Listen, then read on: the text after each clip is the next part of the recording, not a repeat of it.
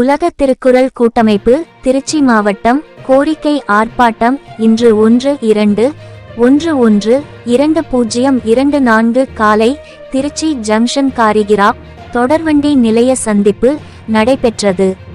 திருக்குறளை தேசிய நூலாக அறிவிக்கவும் செம்மொழி தமிழை ஆட்சி மொழியாக அறிவிக்கவும் சென்னை மற்றும் மதுரை உயர் நீதிமன்றத்தில் தமிழை வழக்காடு மொழியாக அறிவிக்க இந்திய அரசை வலியுறுத்தி ஆர்ப்பாட்டம் நடைபெற்றது. இந்த ஆர்ப்பாட்டத்தில் திரு ஆர் பழனியாண்டி மாவட்ட தலைவர் தலைமை தாங்கினார். மாவட்ட செயலாளர் க பாலமுருகன் வரவேற்புரை ஆற்றினார்.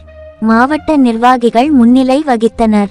திரு ராஜேந்திரன் துணை செயலாளர், வழக்கறிஞர் திரு தீனதயாளன் துணைத் தலைவர், திரு ஜெயக்குமார் துறை இயக்குனர் இளைஞர் நலன், திருமதி மும்தாஜ் பேகம் இணைச் செயலாளர், முனைவர் சுமதி துறை இயக்குனர் மகளிர் நலன், வேளாண் பொறியாளர் வ காசிநாதன் அமைப்பு செயலாளர் சிறப்புரை ஆற்றினர்.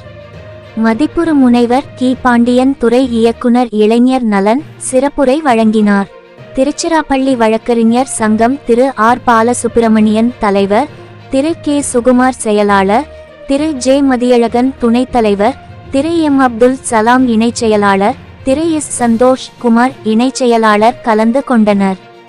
இன்றைய ஆர்ப்பாட்டத்தில் கவிஞர் வி கோவிந்தசாமி, மாநகர ஒன்றிய நகர நிர்வாகிகள் திருமதி சாவித்திரி, திரு அன்பு, திருமதி செல்வி, திரு எஸ் நடராஜன், திரு கலைமணி, திரு சின்னராஜ், திரு என் நல்லதுரை, திரு கண்ணன், திரு தம்புராஜ், திரு முருகன், திரு செந்தில் ஆ Thandapani, Thiru S Satheesh, Thiru V Sundaram, Thiru A Murugesan, Thiru A Shanmugam ஆகியோர் பங்கேற்றனர்.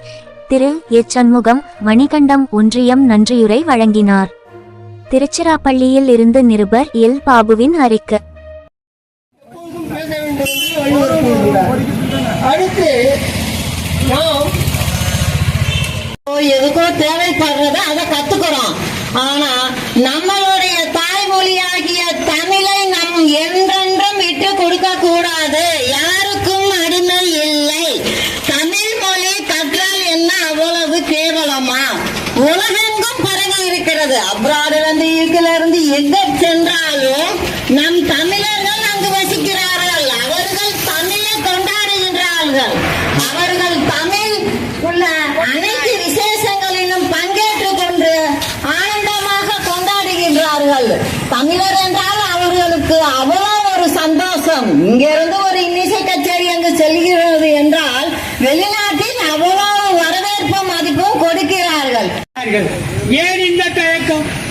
ஆக தமிழன் ஒன்றுபட்டால் நிச்சயமாக தமிழ்நாட்டிலே தமிழ் ஆட்சி மொழியாக மாற்றப்படும். முழுமையாக தமிழினம் ஒன்றுபட்டால் திருக்குறள் தேசிய நூலாக மாற்றப்படும். தமிழினம் ஒன்றுபட்ட